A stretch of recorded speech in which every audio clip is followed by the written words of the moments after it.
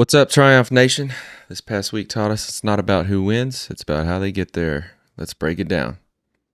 Yep, let's get rolling. A lot of exciting stuff happened this week in sports, so I'm excited to get into it. Awesome. Let's start with UFC. Yeah, obviously we had the big UFC pay-per-view this weekend. Marab Dvalishvili versus Peter Yan. Let's start with the main event. Just an amazing fight. They said on the broadcast is possibly one of the best fights of the year. Just an amazing fight all around. High paced, a lot of action. You typically see Marab just outpace everyone, especially this year. I think it was his fourth fight this year, and you really just saw Peter Yan just stick with him that whole time while inflicting more damage, leaps and bounds better than that first fight. I know they mentioned on the broadcast possibly Peter Yan's right hand was injured in the first fight, and you can kind of see that when you watch it back. He was just a different fighter. He looked like he was back in championship form. You really just see how slick that guy is. You forget, because he already had his long championship run a couple of years ago. This guy's still just 32, 2 years younger than Marab. And man, I could go on and on about this one, but I kind of want to get your immediate thoughts. You being a newer UFC fan, your first couple main events was obviously the Tom Aspinall fight, where we know how that ended. It's ended up like he's gonna probably get double eye surgery. I don't know if you heard that, but that was definitely unfortunate for your first pay-per-view. And then the next one was Hamzat Chimaev in his title win. And really, it was just a bunch of nut hugging. It's not a typical fight you see from Hamzat. Again, he got the job done, but it's not the most exciting two fights to start for your two first UFC pay-per-views. So I would say this is the first like where you get a true taste of what the UFC can really bring. Again, like any other sport, the UFC kind of has waves. You're gonna have a couple mid-level fight nights, maybe have decent pay-per-view here and there, but I think this one really delivered, especially for the package they put together. So what are your thoughts on the main event? It was a banger, considering the last two fights that I've seen pay-per-views were Yeah. a disappointment. This fight lived up to all the hype, and I really enjoyed it. There wasn't a dull moment from the first bell to the last bell, so it was awesome. You described Jan as slippery, and that was like my initial reaction to how he fought was he's just slippery. Marab is trying to take him down and bring him down, and he's just slipping right out of it. Not like a sexy, elegant slip out, but it was more of a nitty gritty. I'm that motherfucker, and you're not gonna take me down this time. So it was Yeah. a great fight. I loved it, and most of all, I loved there was no nut hooking in that main card. So Mhm. Yeah. You could definitely tell Marab was trying, right? I think the final stat line was 2 for 29. And I believe Peter Yan even landed more takedowns than him. So no one was expecting that. And just on the feet, you look at the striking numbers and they're surprising because Marab and Peter Yan were kind of evenly matched on the striking numbers. But when you look at their faces, man, you can see the difference. You can see it through the fight. The difference in damage that Peter Yan was able to inflict on Marab. And yeah, it was just crazy to see. It's not common that you see, especially in the UFC, for someone to lose their title and then come back years later after grinding. I think he had 3 or 4 fights just to get that title shot again and to come back at that level, just coaching as well. Just he had the perfect game plan and he showed his full package right there. He can dish it out. He can take it, and his cardio is on par with Rob Dvalishvili, which is saying a lot. So, I mean, what more can you say? It was a great fight. I have a question. Yeah. So in a title fight, is it without knowing who's the defender and who is the contender? Is it easy to, with that aside, is it easy to tell who is defending? Because I mean, in my opinion, Jan looked like he was the defender. He was just dominating. Every fight's going to be different, right? Just like any other sport. But you can definitely tell Peter Yan went in there with something to prove. People are really quick to write a fighter off after a loss, losing their championship. Nothing close to boxing. Boxing, you take a loss and it's like your career is nearly over, and that's changed in recent years. But Peter Yan definitely came in there with something to prove, and maybe a part of it is Marab. Those other three fights he had this year, he's just running over guys, outpacing them, taking them down.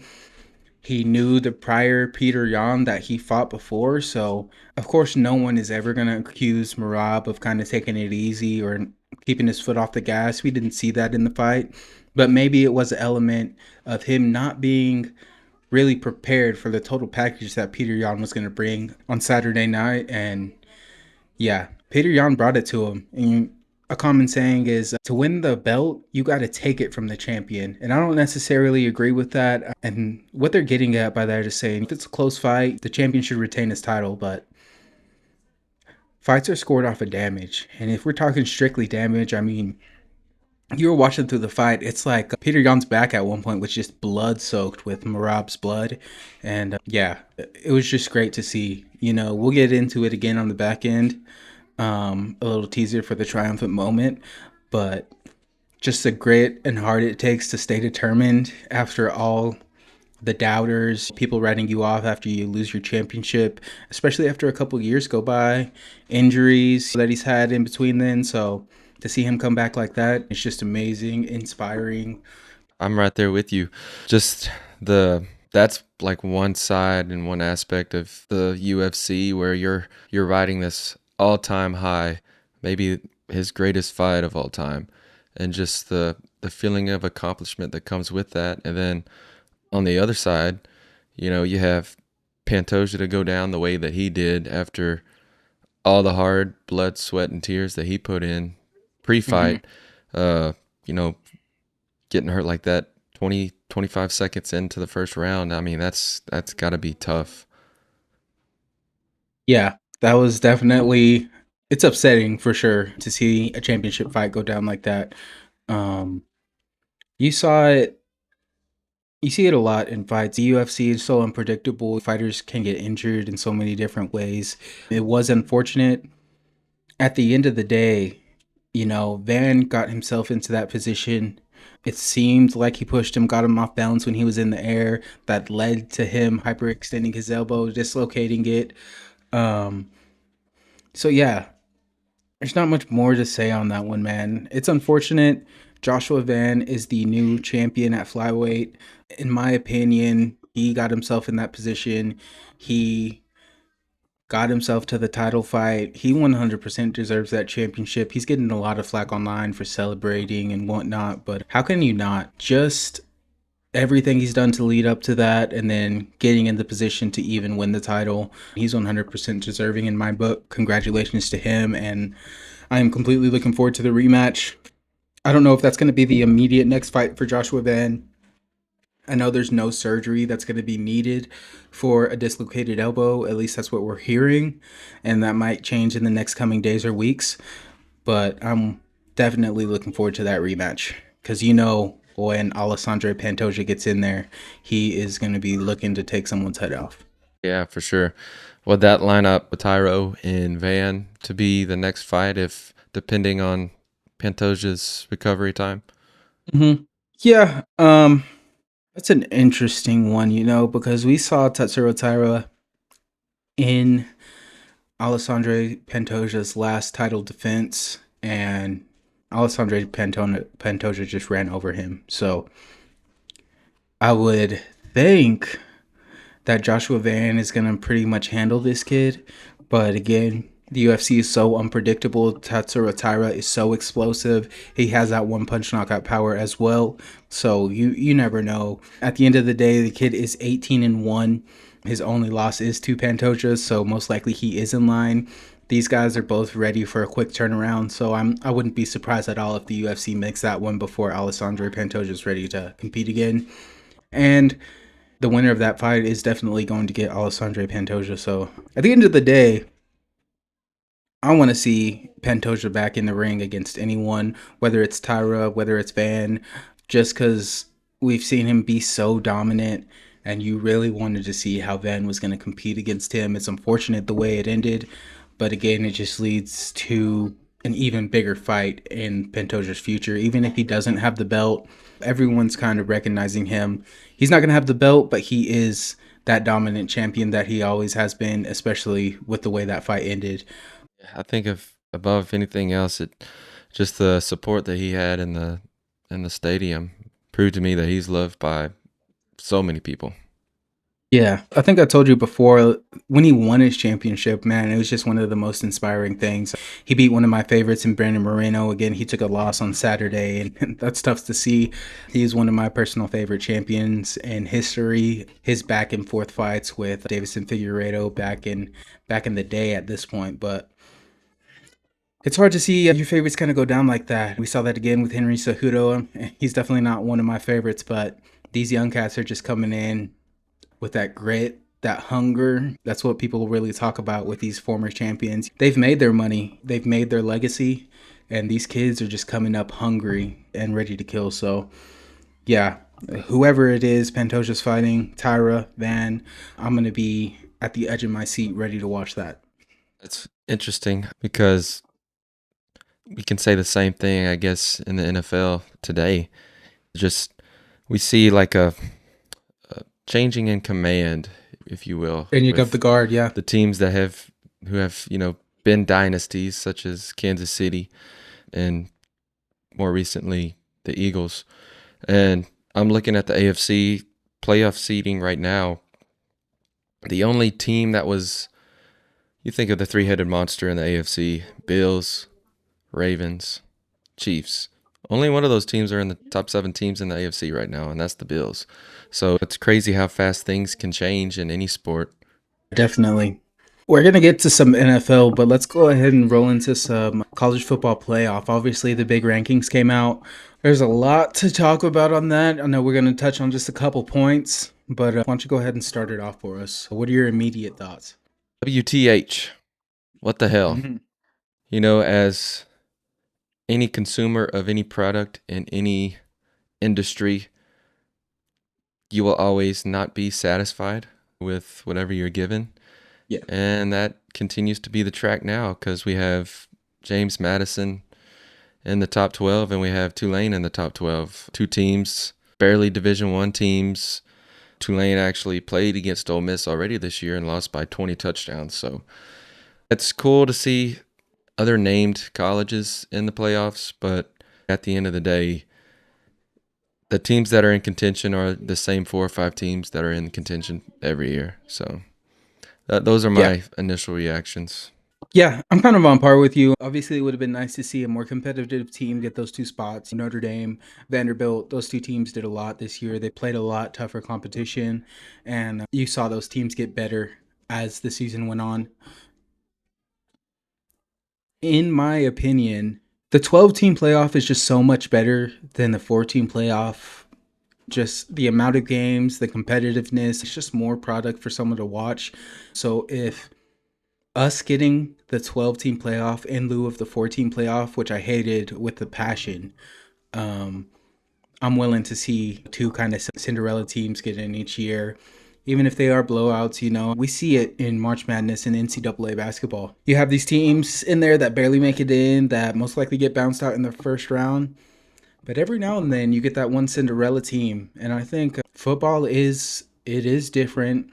And these SEC teams come with a completely different level of players. Let's be honest. The talent is not the same talent that you're going to see in Georgia or even Texas Tech at this point with the NIL now changing the dynamic of college football.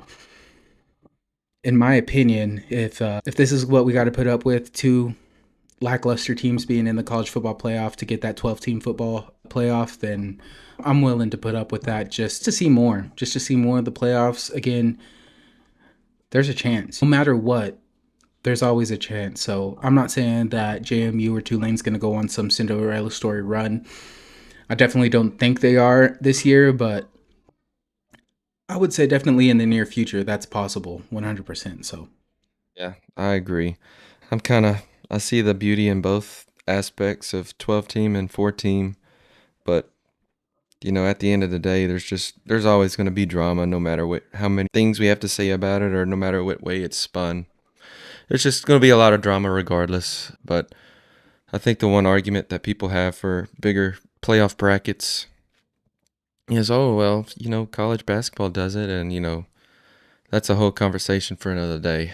Mhm. It's a lot harder and it's a lot different playing football with that many teams than it is basketball, in my opinion, just because those 12 seed teams, those 16 seed teams in March Madness, yeah, of course they 100% can get on and go on to the national championship. But in football, I just don't see that happening.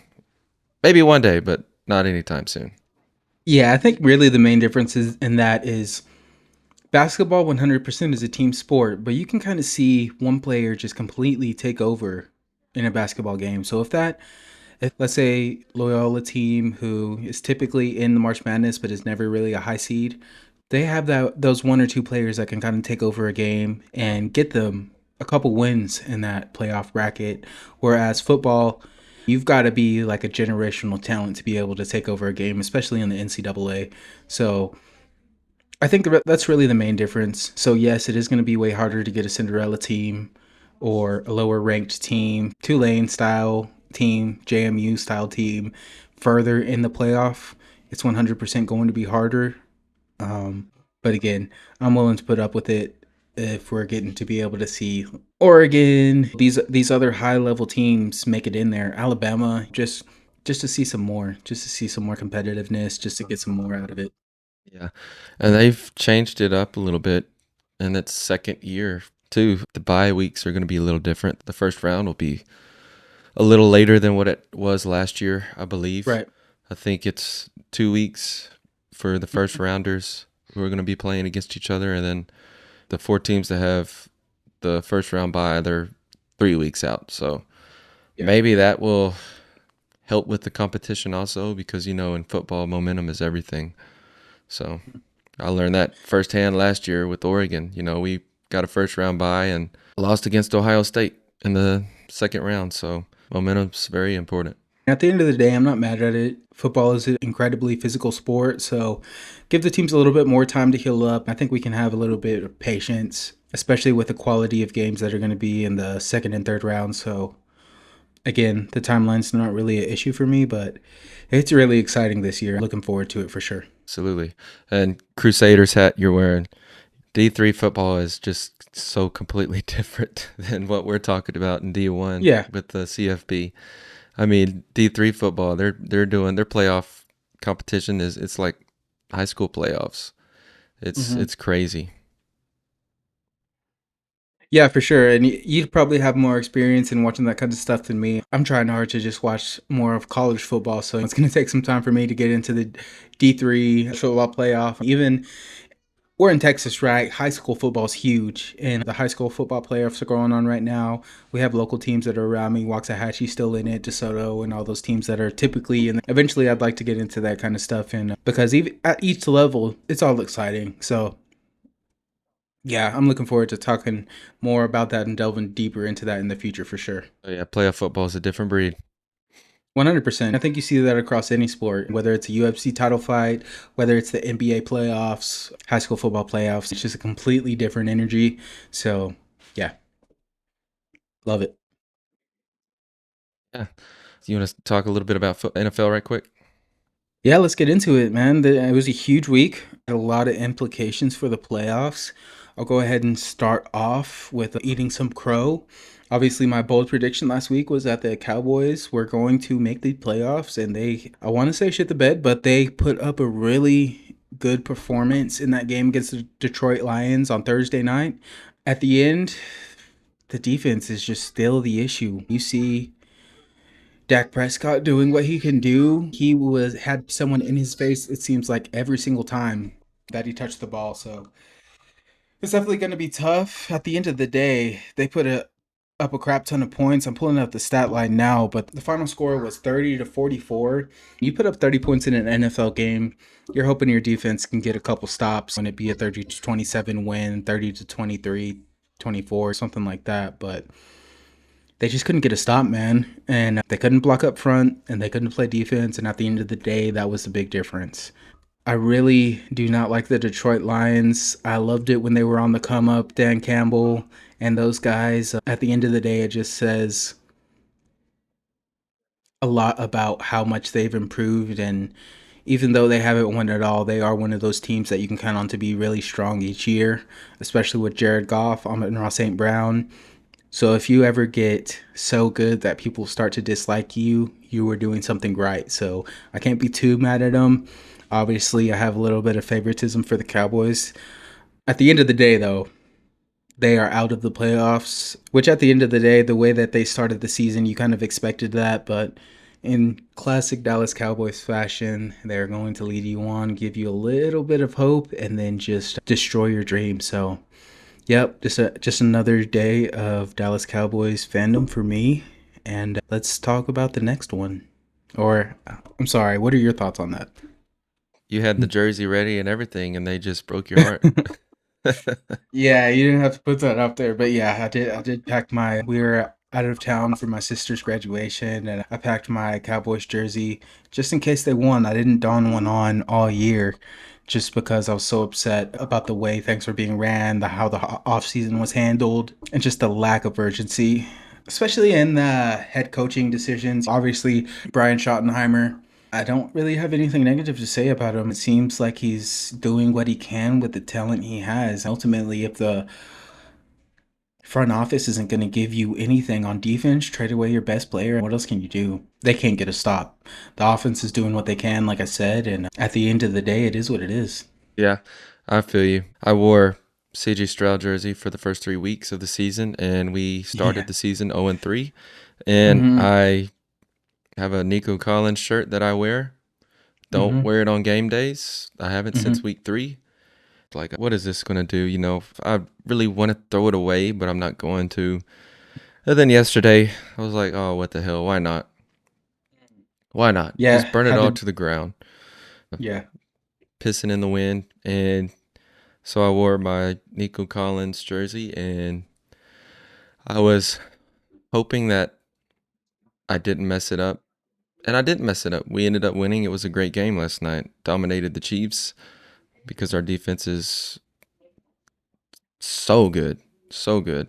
But yeah, I feel the pain in an organization as a fan, that just always craps the bed. It's tough sledding. But things are looking up. Texans way especially. I'm sorry that the Cowboy season is done, but the Texan I don't season think you're is in that full sorry, swing. man. We're becoming I try to be and I try to show it, but I guess it's just not as genuine as I think it is. No, I'm messing with you. I wouldn't But be either. I know. Talk about, yeah, I feel the pain. But yeah, we're looking at the AFC playoff picture right now. Denver number 1, New England number 2, the Jaguars number 3. Hate the Jaguars, not as much as the Colts. And then at number 4, you have Pittsburgh at 7-6. So that division is a hot mess. Buffalo at number 5, Chargers at number 6, but they're playing tonight. And then the good old Houston Texans round up at number 7. I'm looking at that. I'm thinking the most dangerous teams. Well, I'm biased. I'm going to say the Texans just because of their defense. There just seems to be like a shift in the past couple of years. You know, for the past decade or so, it's been flashy offenses and high scoring offenses. And now we're finally getting 2 or 3 solid, really good defenses back in the playing field. And there's fans booing, like home fans booing in the crowd in the stadium because it's great defenses usually mean boring games unless you're the fan of the defense. So, Yeah. Just to touch on the Texans game, you said a lot, but 20-10 victory. Anytime you hold Patrick Mahomes to 12 to 10 points, you did something right. I know they went in here 6-6, but in my opinion, you have the top, I say at least top 2 quarterback in the league under center. You've got to come out with your best performance week in and week out against them. And for the defense to do what they did, especially in a quiet day for the offense, 20 points. CJ Stroud, 203 yards, one touchdown. Their highest rusher was Marks with 26 attempts, 68 yards. Nothing crazy besides Nico Collins. Obviously, a great performance, 121 yards off of 4 receptions. Yeah, that just speaks volumes to the defense and what they're able to do. And that's definitely a defense you do not want to be going against in the playoffs. So I'm really interested to see how it shakes out. Yeah, I'm biased, but I'm saying it's the best defense in the league. It's the best defense we've seen in Mm, 10 years since the 2015 Denver Broncos. I'm going to say it right now. That's my hot take. mm. They're just playing at a whole nother level. It's they're making other national football teams look like Pop Warner out there. So, especially playing against Patrick Mahomes, he's Patrick Mahomes still, regardless of if their team, if that dynasty has regressed at all. He is still Patty Mahomes. Mm-hmm. And you still have Travis Kelce. He's not the same guy as he was a few years ago, but he's still Travis Kelce. They still have those, pieces on the offense, and not only their offense, but their defense is a top 10 unit at the same time. And you have Chris Jones up front leading it. So, I mean, they still have those players there, those dynasty players there. So to go into Arrowhead, even when they are 6-6, and to dominate at a defensive level that we did, is super inspiring and it's exciting. Yeah, I can't disagree with you there. Let's touch on another game. Two high level teams this year, the Bears and Packers, just staying on track with a 28-21 win over those guys. Those guys are looking dangerous going into the playoffs. So I'm interested to see if Jordan Love can really put it together for a deep run in the playoffs. We haven't seen that from him yet. So, like I said, this NFL football playoff picture is looking really interesting. I think we've said it almost every episode. It's anyone's year this year in the NFL. So whoever is just, I feel like rolling hot into the playoffs is just going to take it. And one of those teams right now is the LA Rams. They did play the Cardinals. So I'm not saying that they had some crazy win, but those guys just look unstoppable right now. And I think they're definitely my favorite rolling into the playoffs. Yeah, I agree. Like you were saying, this year it's been very close competition and it's a very close playoff race in both conferences, the NFC and the AFC. There's no for sure front runner in either conference. And I'm thinking back, when was the last time we had two teams in the Super Bowl that got super hot? And that was 5 years ago when the Rams played the Bengals in the Super Bowl. And Yeah. both of those teams got super hot late on, and they ended up meeting in the Super Bowl. And you were just saying the Rams are playing very, very well this year. And they're always going to be there, like they were 5 years ago in the Super Bowl that they won. So I'm looking in the NFC. You got the Rams, you got the Packers, you got the Seahawks. Outside of that, things kind of drip off a little bit. But everybody's still right there head to head with each other. So this, to me, just feels like this playoff season will be amazing. It's going to be a great playoffs. Yeah, man. I'm looking forward to it. So we'll touch on one more NFL game. Obviously, it's not two high level teams, but it's very interesting for me kind of seeing how it started off in the offseason after the draft and seeing how it's played out towards the end of the season. And of course, I'm talking about the Browns versus the Titans game, more specifically, Shadur Sanders. So, this is a big controversial topic. I don't know if it's as controversial now, but seeing how the draft turned out and how the Browns have managed their quarterback situation, you had to wonder if there was some underlying theme, some underlying, what's the word I'm looking for, intentions from the Browns management as far as how they managed Shadur Sanders, who looked like, in my opinion, the second or third best quarterback coming into the draft, and seeing him drop as far as he did to the Cleveland Browns. Man, it's hard for me to say that I don't think that Kevin Stefanski just does not like this guy. And it was kind of just at the surface. You really didn't have anything to substantiate it, to really give some substance to those claims, besides them keeping him on the sideline, you could kind of justify it. Dylan Gabriel, he's a very capable quarterback. Obviously, what he did in Oregon, I think he holds so many NCAA Division One football records as far as like passing yards or something like that. Might be incorrect, but the 2 point play, like that was the icing on the cake for me. You Shadur Sanders, let's just talk about it. 350 plus yards, 4 touchdowns, 3 passing, 1 rushing. And they take the ball away from him for the game winner. It just doesn't make sense to me. This guy obviously has the hot hand, and you're going to take the ball out of his hands for the game winner. I just don't know how you justify that. I don't know how the Browns front office justifies that unless they have some underlying intentions. So, what are your thoughts on that situation? Starting back in the spring when you get all these mock drafts and all this hype going around the drafters and who's going to be number one, who's going to go in the first round. Yeah. Shadur was projected to go number one overall for a while, and then just out of nowhere, something switched.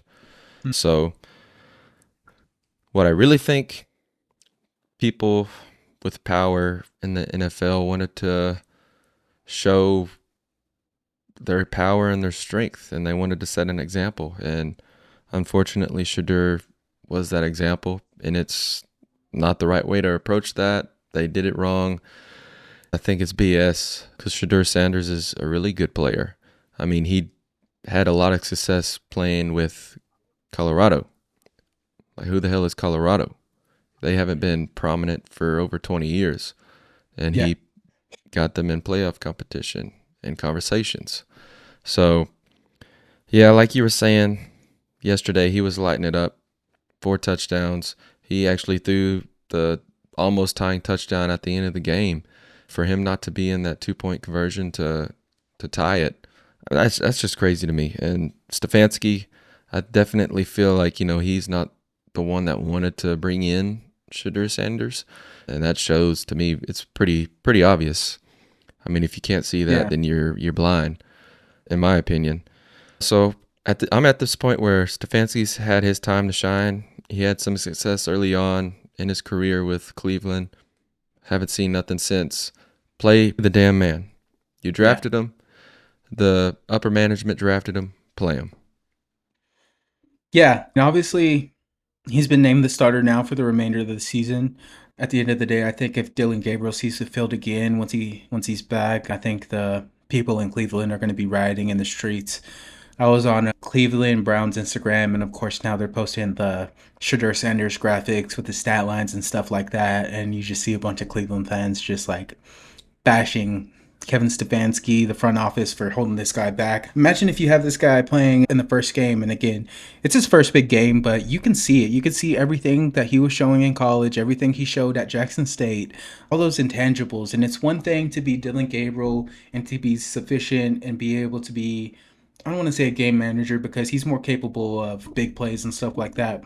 He has the potential to be a solid quarterback, but Shadur Sanders brings something to the field that you don't see in everyone. He has that X factor, if that's what you want to call it, where he can just light it up. He does tend to play like Caleb Williams, in my opinion, where sometimes he holds onto the ball a little much, but you're going to have that when you have someone that's trying to extend plays, trying to make the big plays, and I'm willing to put up with a little bit of that. That's what it takes to get our team over the top. And I'm in no way a Cleveland Browns fan, but it's just a super interesting dynamic for me to see. Obviously, I do think that they did make an example out of him with his talk going into the draft. I'm not going to play, but he was talking about pulling an Eli Manning and not trying to go number one to a crappy team. Um, and I think they accomplished that at the end of the day, unfortunately. I don't think another quarterback's going to go into the draft talking crazy like that. And you see him now in the pressers. I mean, it looks like he's been completely media trained. He's not going to throw his coach under the bus. You saw him in the post game presser saying, of course, I want the ball in my hands, but that's not the game we play. It's a team sport. And it's a scripted play. Obviously, if they knew it was going to end up like that, then they wouldn't have called that play. So for him, just keep doing what you're doing, man. He's saying the complete right things, and I'm interested to see if he can continue to light it up, man. That's an exciting thing to see. Like I said, it's not my favorite team, but anytime you see a player that can kind of player that's been kind of held back, held down, or not given a fair chance, and for them to triumph, if you will, and just kind of break through the surface and just be undeniable. That's super impressive. So, Yeah, he has definitely had a triumphant mindset.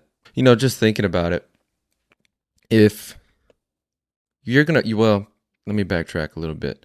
You're going to have a lot more confidence as a player and in your team and in yourself if you have the support of your coaching staff, especially your head coach and the people in the front office. And your level of play on the football field is going to be much better.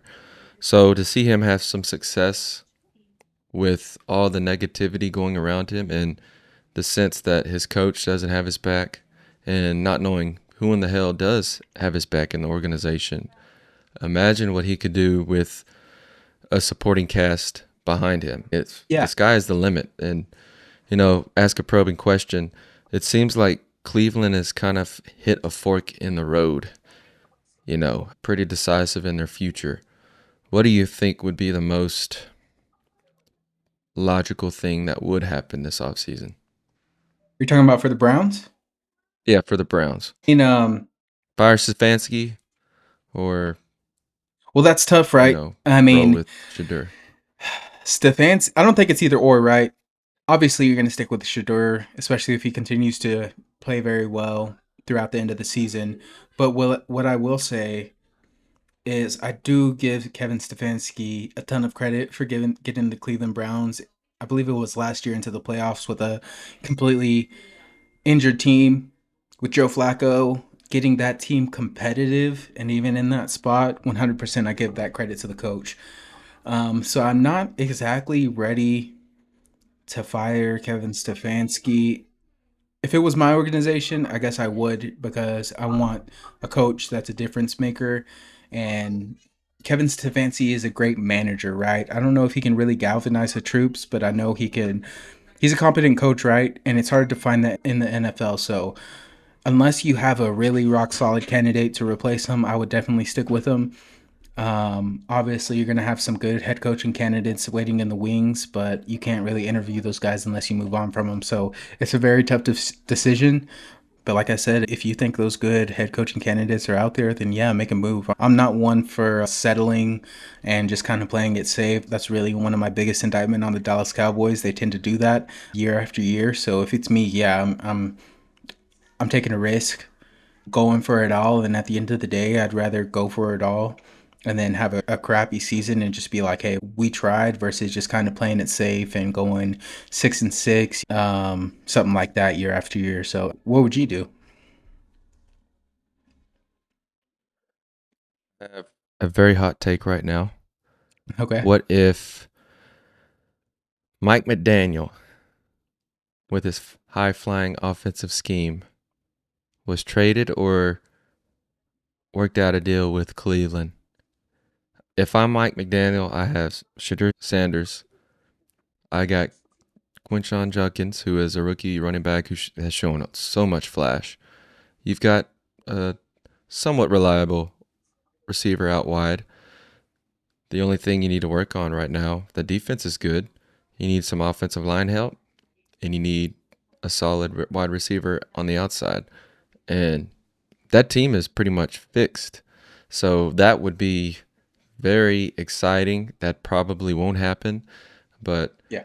I mean, that's just to name one head coaching candidate who is qualified. And in the long run, for Mike McDaniel, he's getting an upgrade than what he has right now with Tua. Tua's towards the end of his career, in my opinion. So Shadur Sanders being a rookie, yeah, that would be very enticing.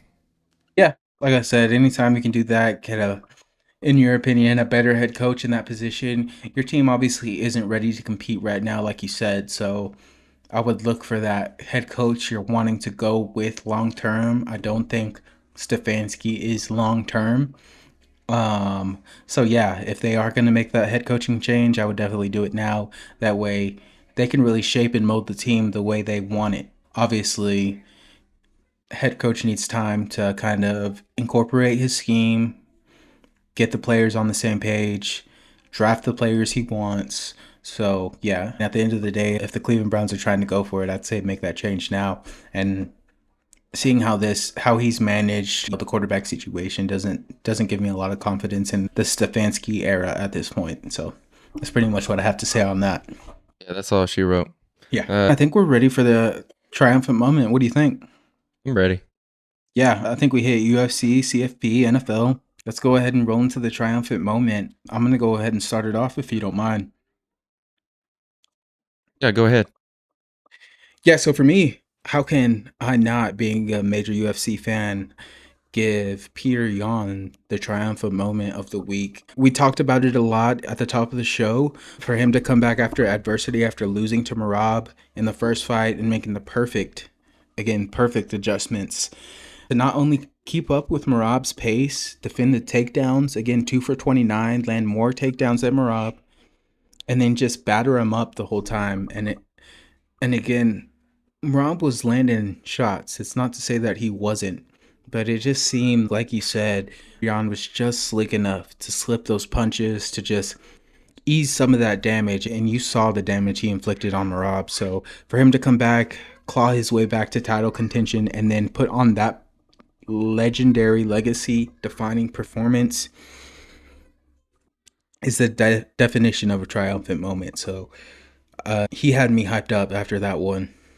Super inspiring, super gritty win. He put it all out there for everyone to see, and he's going to enjoy the fruits of his labor. So I'm excited to see again. I think that is going to be a rematch the way Marab was able to defend his title a couple times, and it's such a close fight. Those guys are 1-1. To see that rematch, I would definitely want to. I'm kind of dragging on, but Peter Yan did say that he doesn't want to see that he had to win a couple fights before he was able to get that title shot again. However, Marab was a very dominant champion. It's not to say that Peter Yan wasn't, but they are 1-1. So to see that rubber match, I want to see it. So that's my triumphant moment. Peter Yan, hats off to him. And what do you got for us? My triumphant moment is Texans finally turning it around. And this isn't just a one moment triumphant thing, we go on with triumphant moments, but this is more of a collective of moments. The Texans started the season 0-3, where we are now 8-5. Little fun fact, we're the only team in the NFL era to start 0-3 and make the playoffs. And we did that in 2019. We started 0-3, made the playoffs. Lost against the Chiefs, but we beat the Chiefs last night. So that is off of our back. And there's just something that feels different about this team. Just gnawing back from 0-3 in a division that was a little bit more competitive than we thought would be this year. And then just talk about the AFC. You have the Broncos, you have the Chargers, you have the Chiefs. New England has come out of nowhere. You've got these teams that always seem to be in contention for the playoffs at the same time. So digging yourself a grave at 0-3 and getting yourself out of that grave in week 14 says a lot, about the team, the coaching staff. D'Amico Ryans has that team rolling. And you can see it every time they step on the field, especially that defense, because he's a defensive-minded coach. That defense you see them playing as one unit, That many stars, those many big names, Daniil Hunter, Will Anderson, Stingley, Petrie, Aziz Al-Shire, all those big name players. You don't have that many on one team, especially playing together as a unit, as a brotherhood. So to me, that just shows resilience, and it is something that is triumphant because of the way they started the season and to where they are now. It's completely 180 switched, and they're clicking at the right time. They're getting hot at the right time. So it's very exciting. That defense is putting the team on its back, and that's again, a perfect example of a triumph for them to do what they're doing, claw back after 0-3, to not be, what's the word I'm looking for? Not deterred, but kind of thrown off balance by the 0-3 start, for them to just keep pushing through and put themselves right back into the contention where they were hoping to be at the start of the season, 8-5. You don't see that often in the NFL, and it's very exciting to see what they're going to do with it. At this point, again, it's all open this year. So if the Texans are able to do something crazy, which I know you'd love to see, now's the time for sure. Like you said, you don't see those stars on the defense like that a lot, and so they've got to take advantage of it while they get it. So while they have it, again, it's going to be very hard to keep all those players for with the performances they're putting on, and you're not typically able to pay all those players and extend their contracts all at the same time. So I'm not exactly sure how big their window is, especially for all those pieces on defense, but now's the time because they're all playing, they're all healthy, so they've got to take advantage of it. And at the end of the day, they've got to ask more out of CJ Stroud, in my opinion. He has all the intangibles, he has all the tools. He's got Nico Collins on the outside. In my opinion, he's got to be that guy that we knew he was. He's got to be the guy that we saw him be in college, that we saw in his first couple seasons. And I think if he does that, then y'all have a very promising future heading into the playoffs here. I am waiting, chomping at the bits for a triumphant moment that I can have regarding CJ Stroud. I know it's coming. Yeah. I just hope it's soon. Yeah. I mean, with the talent he's got, you just got to be thinking this guy is going to take off. I know he's had some injury issues this year, but you've got to think it's just a matter of time before he gets back into his true form and takes his team to the next level, especially what they've got on the other side of the ball. Well, that's going to do it.